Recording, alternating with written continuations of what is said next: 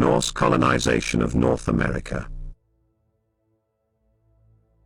The Norse colonization of North America in the late 10th century is a wild and compelling tale that adds a dash of spice to the exploration and settlement of the New World. These Norse warriors may not have left a lasting mark on their fleeting colonies. Still, their encounters with the indigenous peoples of North America offer a fascinating glimpse into the early history of this wild land. We shall delve into Norse colonization, its impact on U.S. history, and why studying this subject remains vital even in these tumultuous times. Our journey begins with Eric the Red, a fiery and banished soul exiled from Iceland in 980. Seeking adventure and a chance to prove his mettle, he set sail and gallivanted along the southwestern coast of Greenland like a Viking on a mission.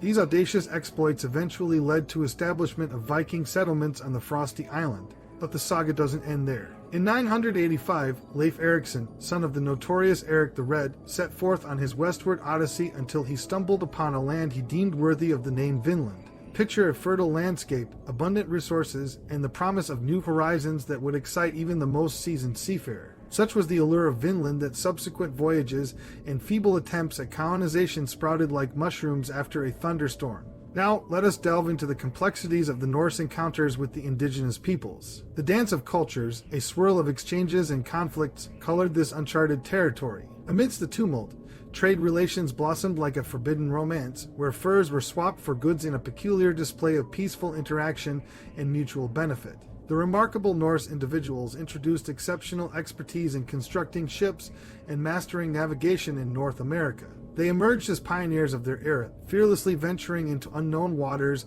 and enriching the collective wisdom of navigation methodologies. The Norse expeditions added new threads to the intricate knowledge about the geography of the New World. They unveiled the vastness of North America, revealing its untapped potential and abundant resources, much like the fabled Horn of Plenty. But alas, despite their initial explorations and flirtations with temporary settlements, the Norse colonization failed to establish permanent communities in North America. The reasons for this tragic tale remain mysterious, much like the gloomy fog that often enshrouds a barren land. Perhaps the hostile relations with the indigenous peoples, the scarcity of resources, or even the downright miserable environmental conditions conspired against them. We may never truly know. But let us not forget the encounters with the indigenous peoples, Skraelings. Oh, the clashes, the skirmishes, the battles of wills that unfolded between these disparate cultures. Whether fueled by misunderstandings or the fierce competition for resources, these hostilities illustrate the challenges faced by the early settlers in forging relationships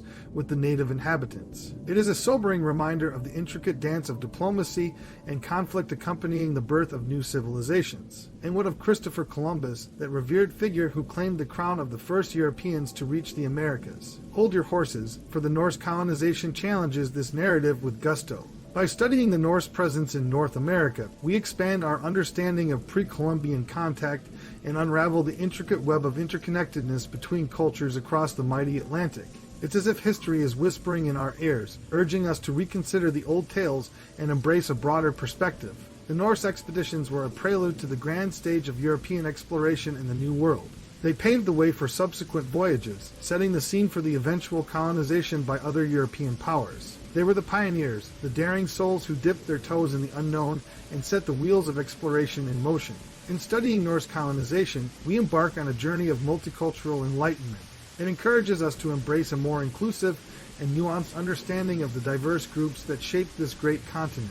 It beckons us to celebrate the stories of all those who danced in this grand ball of history.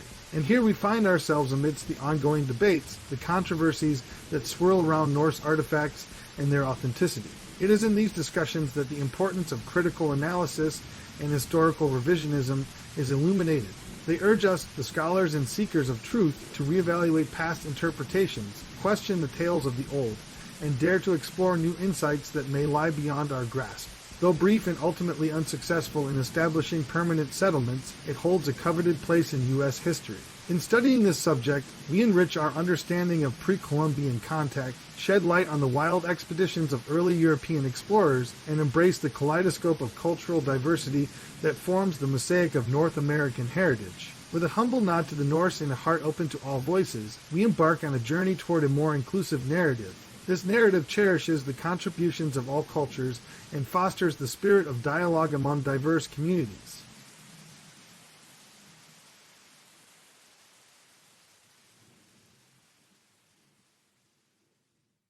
So, you've endured a slice of the RPTM podcast.